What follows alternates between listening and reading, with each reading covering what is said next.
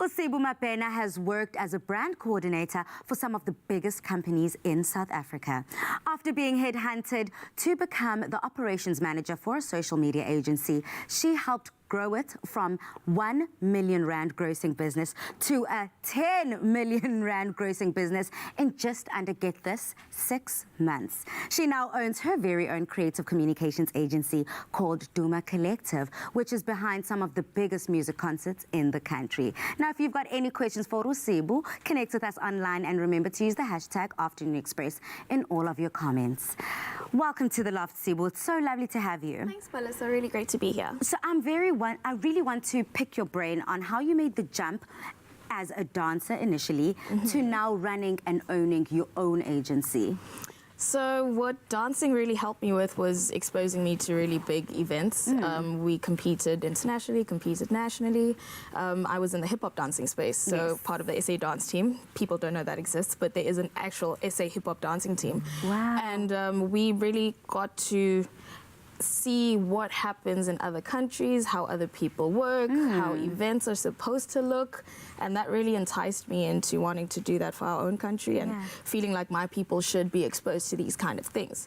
So at the age of 16, I was already feeling like I want to be part of doing big things and big events.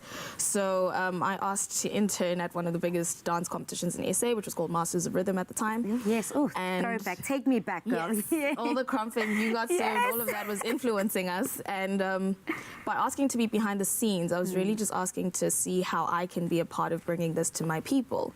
And that's kind of how I made the jump from being on stage to being behind the scenes. There was a guy called Jay Kayembe who was like, girl, it's fine. You don't always have to be seen. You could be the one creating opportunities for other people who are maybe more talented than you to be able to make money. So there's more power in being behind the scenes sometimes than there is being on stage. Absolutely. So that's kind of how I made the jump, by accepting that I don't have to be I don't have to do everything. There are other lanes that I can create, other avenues, so that I can also hold some kind of power in my own way. What has it been about getting behind the camera, getting behind the scenes, behind the stage, allowing you to position yourself and the narrative that you run? You know, there's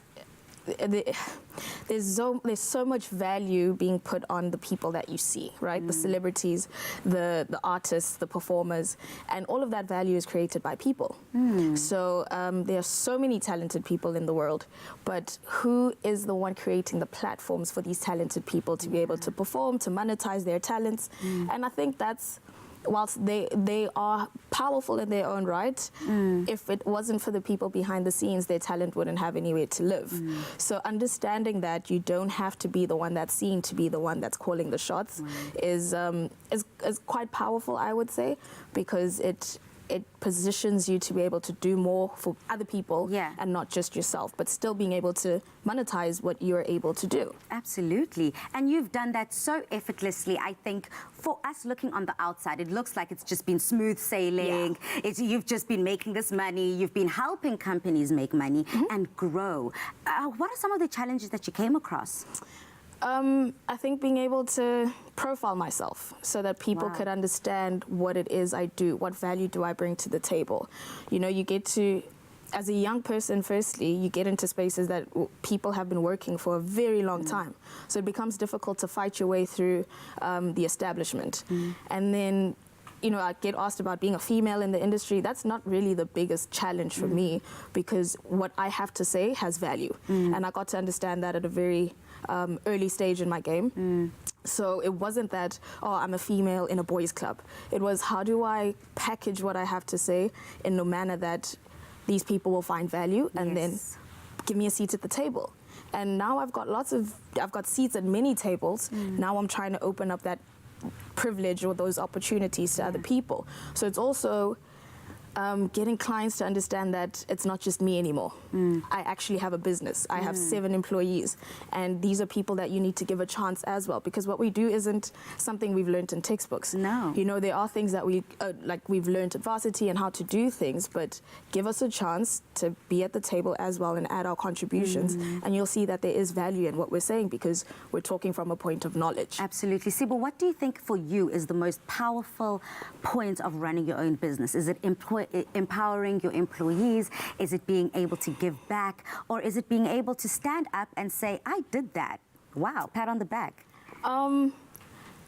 I think what wakes me up in the morning is the fact that there are 7 other people that work with me. And beyond those 7 people, there are suppliers who are on retainers. And beyond the suppliers who are on retainers, we work with hundreds of young people that we pay on a monthly basis to help us do what we say we do, which is communicate brand messages. Yes. So it's beyond me.